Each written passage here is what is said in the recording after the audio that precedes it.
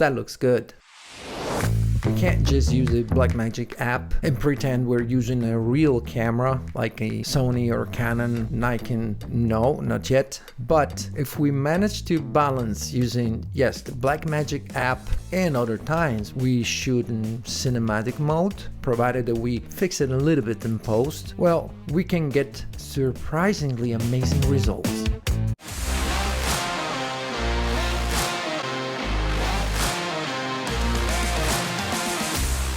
What's up guys, Dan Frullani here and welcome back to a new video. Today, another video about the iPhone 17 Pro Max. What do I have to say today? Simply that I continue experimenting, making videos using all possible features. And today I wanted to talk about what everyone says, that this new iPhone 17 Pro and Pro Max, in this case the Pro Max, is the most cinematic of all other phones or iPhones. Well, definitely we have quite a few things that make this smartphone, it's a smartphone in the end, that make it closer to a legit camera. And these things are the Apple Log and the possibility to film in ProRes, Apple Log 2 and Apple ProRes RAW. Okay, so using these features like Apple Log 2 in ProRes or even in ProRes RAW gives us the possibility to have full control or almost on the color grading, highlights and shadows, dynamic range, like to control almost everything in post. And that's a really good thing, especially when we film outdoors. But when we film in a studio, in a controlled environment, good lights, more often than not, we're not gonna need ProRes RAW. Maybe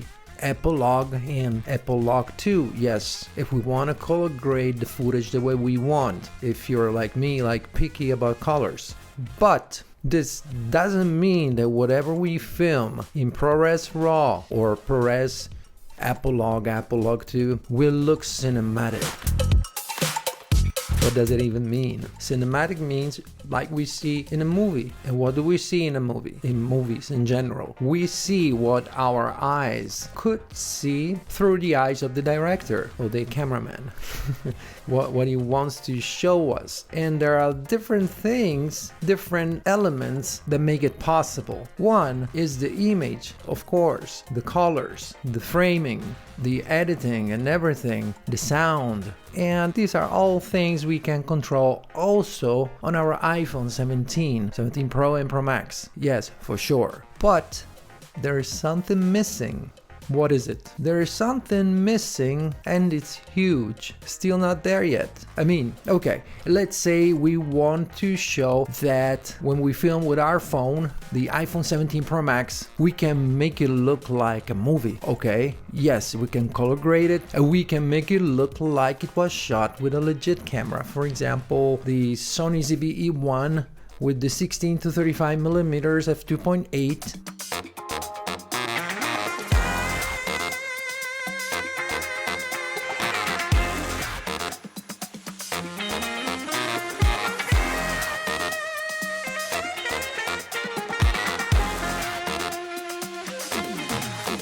And if we want, we can even match the color grading, but I didn't do that in this case. I just color graded it, Apple Log 2, the way I wanted. So what do we notice? We noticed that the colors are good, framing seems a little bit different. Actually, the field of view, even though I was using the same focal length, the 24 millimeters on the Sony ZV-E1 and the iPhone, but I was using the iPhone with the app Blackmagic Camera, and apparently 24 millimeters is a little bit wider than 24 millimeters on the camera on the Sony ZV-E1. But okay, so the colors are good on the iPhone 17 Pro Max, even though not exactly matching the colors of the Sony ZV-E1. I color graded it. I had flexibility, but was a difference.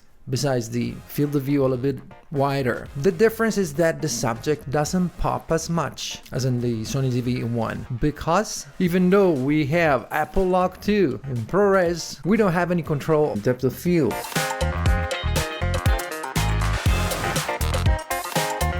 And that's a very important element. I mean, we don't always need the subject to be in focus and everything else blown to oblivion.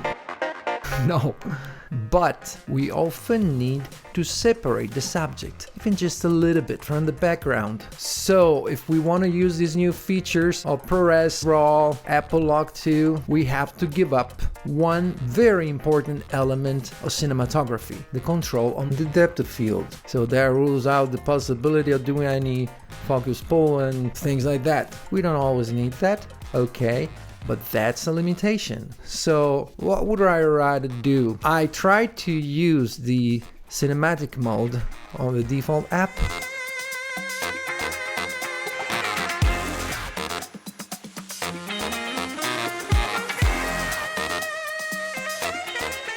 And even though I didn't have much flexibility on the highlights and shadows and color grading, I was able to color it a bit and take off some of the digital sharpness that comes with the default app.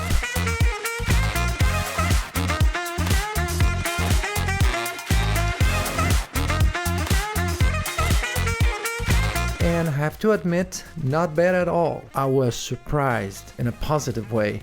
I was so surprised to see that when I filmed tapping ×2, that means using the 48mm of the iPhone 17 Pro Max, that looked almost if it was shot on a legit real camera with a real lens, almost.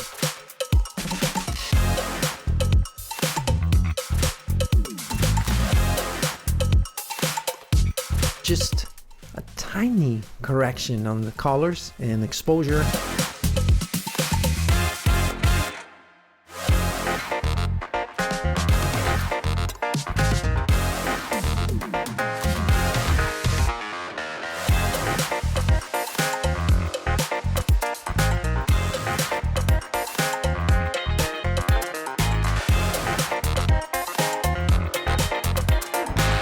That looks good. What I wanted to say is that this is not the ultimate iPhone that is gonna give us professional results for what concerns movie making. Not yet, but we're close. What I know is we can't just use the Blackmagic app and pretend we're using a real camera like a Sony or Canon, Nikon. No, not yet. But if we manage to balance using, yes, the Blackmagic app, maybe outdoors when we don't need a blurry background, and other times where we might need it, we shoot in cinematic mode, provided that we fix it a little bit in post, well, we can get surprisingly amazing results. Alright, I think that's all I had to say for today, and I really hope you enjoyed this video, and if you did, smash the like button, subscribe if you ain't already, and I'll see you guys in the next video. Oh yeah! By the way, this video was shot on iPhone 17 Pro Max cinematic mode. Selfie camera, this one. Selfie camera, because I can see myself here.